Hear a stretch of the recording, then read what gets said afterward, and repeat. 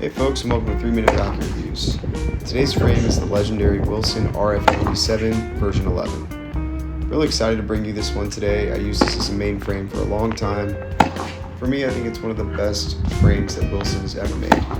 So that being said, moving on to the ground strokes, I give it like a 9.3 out of 10. I think there's so much plow and stability on tap, but also a lot of spin and power for a pro staff frame.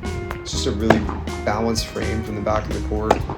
Moving on to the net play, I think this is pretty much the frame's strong suit. I give it like a 10 out of 10. I think it's one of the best frames I've ever hit a volley with, swinging volley.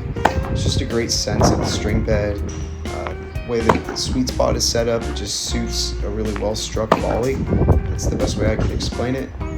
Swinging volleys with this frame are just such a delight. It makes sense given Federer's affinity for that shot. Next on to the serving with this frame. It's definitely one of its strong suits. I give it a near perfect mark of 9.5 out of 10. I think hitting a flat or a slice serve with this frame is just a dream. Like, it was built to do that. Definitely get the sense that that's one of the sort of main things that Federer wanted to get out of this beam design, out of this departure from the Pro Staff 90 he was so accustomed to. So it makes sense that it's a strong performer on serve. Next on to power, I give it an 8 out of 10. It is a 97 square inch frame with a relatively thin beam, so there's not a ton of power on tap, but definitely enough in terms of the modern game. Moving on to control, I give it a 9 out of 10. I think it's a great response off of this 16-19 string bed. You can really get a sense of where the ball sits within it. It's just so predictable on a variety of shots. Moving on to spin, I'd give it probably an 8.5 out of 10. I think for 97 square inch frame, it's one of the most spin friendly I've ever used, even more than something like the Babolat Pure Strike 97. It just allows the ball to really explode off the string bed the way that Wilson set this one up. Moving on to stability, I give it an 8.5 out of 10.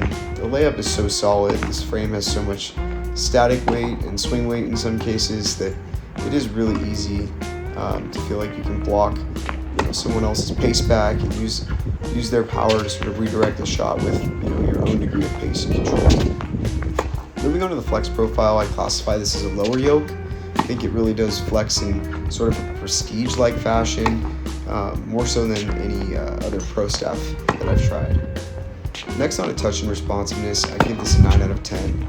That string bed, like I've mentioned, is so predictable, has such great feel, and this layup in particular, it might be the rubber paint, to be honest with you. It really absorbs pace well and just sort of distributes the vibration evenly. Next on to our really league category, I think this is, sort of dependent on your playing style and your preferences.